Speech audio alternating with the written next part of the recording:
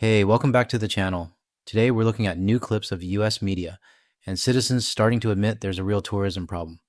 Visitor numbers are dropping in Florida, California, New York, and Las Vegas, and it's no mystery why.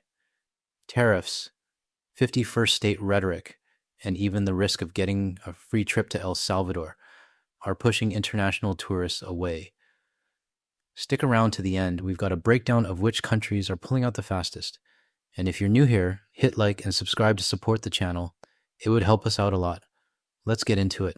About concerns from international tourists about traveling to the U.S. Yeah, not a big surprise because as America embarks on its America First foreign policy, a lot of non-Americans are feeling, well, kind of unwelcome. In fact, dozens of countries have already issued travel advisories to their citizens amid the crackdown on immigrants here in the United States. And some, such as Canada, are just saying, we don't want any part of the United States as, well, President Trump tries to make the case for making their entire country the 51st state. You stir all that together and it's not the most welcoming environment. All right, I've got to give credit where it's due. It's rare to hear a US media outlet acknowledge that a big reason Canadians are boycotting the US is because of the 51st state rhetoric and annexation talk.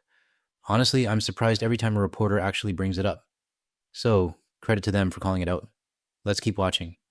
For foreigners, and that obviously can have a potentially huge impact on our economy through the all-important tourism industry. And for a place like Los Angeles, which relies heavily on tourist dollars, this is potentially a big deal, especially at a time when LA's local economy is in such precarious state because of the recent fires. As we take a closer look at this, well, the numbers are enormous. For example, in 2022, the most recent year for which numbers are available, foreign visitors spent about $34 billion here in Los Angeles and supported roughly 500,000 local jobs. We don't need anything from Canada. We don't need anything from Canada. We don't need anything from Canada. That's a very big deal. Canadians alone annually spend more than $400 million here in LA. So as the Canadians opt to stay home, well, that's symptomatic of what we're seeing across the board as more and more of these foreign visitors are not on Hollywood Boulevard,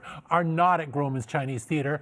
Clearly that can ripple throughout the entire domestic economy and for local economy, especially now that we're looking at a potential $1 billion budget deficit in LA.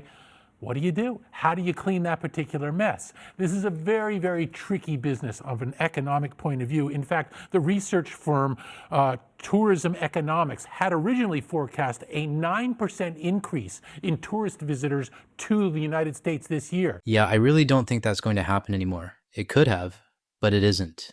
Now they are forecasting a more than 5% decline in tourism. What does that mean in dollars? That means about an $18 billion drop in spending. Not good overall. So what's the takeaway from all of this? Well, the takeaway is quite simply, yeah, it is a small world after all. And for places like LA, potentially an increasingly lonely one.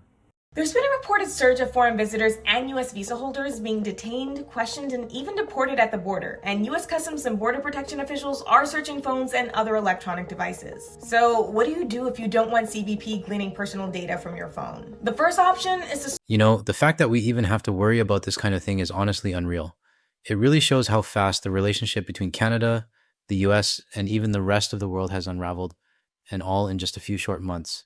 Start with a clean slate. This not only means getting a burner phone or wiping an old phone, but it also includes solidifying an alternate digital footprint, creating a new email address, social media accounts, and a separate account for end-to-end encrypted communications like Signal or WhatsApp are some good examples. One expert told Wired that it's also important to use the phone a little bit while you're abroad and not to make your burner too squeaky clean, as that can generate some suspicion. But if you don't want to invest in an alternate phone, you can still protect the devices you already have by modifying them before traveling. This could involve removing old photos and messages and storing them somewhere else, cleaning out non-essential apps, and removing some apps altogether. If you feel safe refusing a search, make sure to disable biometrics used to unlock your device, like face or fingerprint scanners, which CBP officers can use to access your device. Another expert suggested to Wired that people should also remove dating apps and anything related to the LGBTQ communities, especially if they consider themselves to be at higher risk of facing a device search. If at this point you're ready to just throw your phone into the ocean, there are a few other easy steps you can take to protect your digital privacy that are better than nothing. Keep physical copies of your essentials, such as your boarding pass. Even if you don't turn your phone off and stow it in a bag for your entry or exit process, you can put it in your pocket and have your paper ticket and other documents ready while actually interacting with agents. You can see the numbers. Tourism from Europe is significantly down as well. Now, whether that's because they don't like the look of America at the moment, or they're worried about what might happen when you come across a border official, it's difficult to say. But it's something that the way in which people like these student protesters have been rounded up and arrested for essentially, speaking their mind, what they would have thought they had a First Amendment free speech right to do, is something I think everybody who's not an American citizen has to think twice about now. All right, that's it for today's video. But before we wrap up, here's a quick look at the data showing how tourism numbers are dropping. Is your country on the list? Are you surprised by the numbers? Drop a comment and let us know what you think. And if you found this video helpful, a like and subscribe would really support the channel. Thanks for watching, and we'll see you in the next one.